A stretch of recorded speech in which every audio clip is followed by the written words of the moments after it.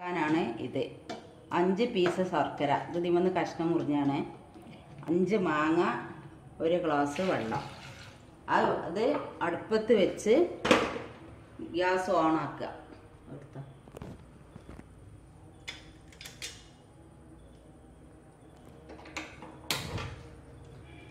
ഈ മാങ്ങകളൊക്കെ ഇങ്ങനെ വരിഞ്ഞു കൊടുക്കുക ഈ 5 മാങ്ങി ഇതേപോലെ വരിഞ്ഞു കൊടുക്കുക ശർക്കര ഉരുക്കി വരട്ടെ അതുവരെ വെയിറ്റ് ചെയ്യാം ഞാനൊരു പാത്രത്തേക്ക് പാർന്ന് ഇനി അരിച്ചെടുക്കുകയാണ് അരിച്ചെടുത്തതിന് ശേഷം ഇത് കുറേ ഉരുക്കി ഇതാവുമെന്ന് വേണ്ട ജസ്റ്റ് ശർക്കര ഉരുക്കിയാൽ മതി അതിലുള്ള വേസ്റ്റ് പോരാൻ വേണ്ടിയിട്ടാണ് അതിലെ വേസ്റ്റ് ഇതിൽ അതിമാത്രം വേസ്റ്റ് ഇല്ല ഉണ്ടാവും വിചാരിച്ച് അരിച്ചതാണ് ഇനി തീ കൂട്ടി വെച്ച് മാങ്ങ ഇതിലേക്ക് ഇട്ട് കൊടുക്കുക ഈസി ആയിട്ട് ചെയ്യാവുന്നതാണ് വേഗം ആവുത് പക്ഷേ ഇത് തിളച്ചതിന് ശേഷം കുറച്ച് സമയം ഇത് വെള്ളം വീണ്ടും ഉണ്ടാവും ഈ മാങ്ങത്തെ വെള്ളമൊക്കെ പുറത്തേക്ക് വന്ന് വെള്ളം കൂടുതലാവും അത് വറ്റിച്ച് എടുക്കണം ഇനി നല്ലോണം മാങ്ങ തിളക്കട്ടെ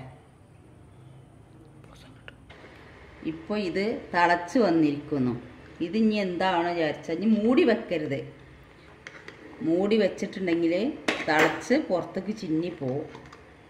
ഇതിങ്ങനെ കണ്ട് തിരിച്ചിട്ട് കൊടുക്കുക നല്ലോണം കളറ് മാറിയത് ഇങ്ങനെ ആണ്ടുകൊണ്ടും തിരിച്ചിട്ട് കൊടുത്താൽ മതി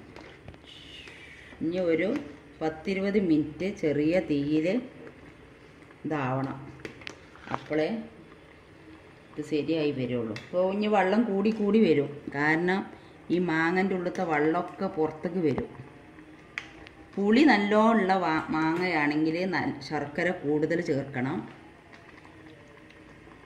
പുളി കുറവുള്ള മാങ്ങയാണെങ്കിൽ ശർക്കര കുറച്ച് ചേർത്താൽ മതി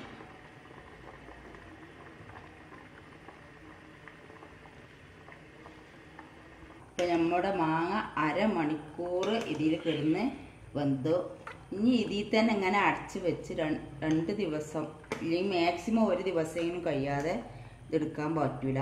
അപ്പോൾ ഇതിൻ്റെ ടേസ്റ്റ് കിട്ടൂല ഇതിങ്ങനെ മൂടി വെക്കുക ഇതിപ്പോൾ ഞാൻ കാണിക്കാൻ വേണ്ടിയിട്ട് നേരത്തെ ആദ്യം ഉണ്ടാക്കി വെച്ചതാണ് ഇത് നാടൻ മാങ്ങയാണ് ഇതിങ്ങനെയാണ് ഇത് കഴിക്കാറ് ഇങ്ങനെ എടുത്തിട്ട് ഇതിൻ്റെ തോല് പൊളിച്ച് തോലിങ്ങനെ പൊളിച്ചിട്ട് ഇതിൽ മുക്കിയിട്ടാണ് ഇത് കഴിക്കൽ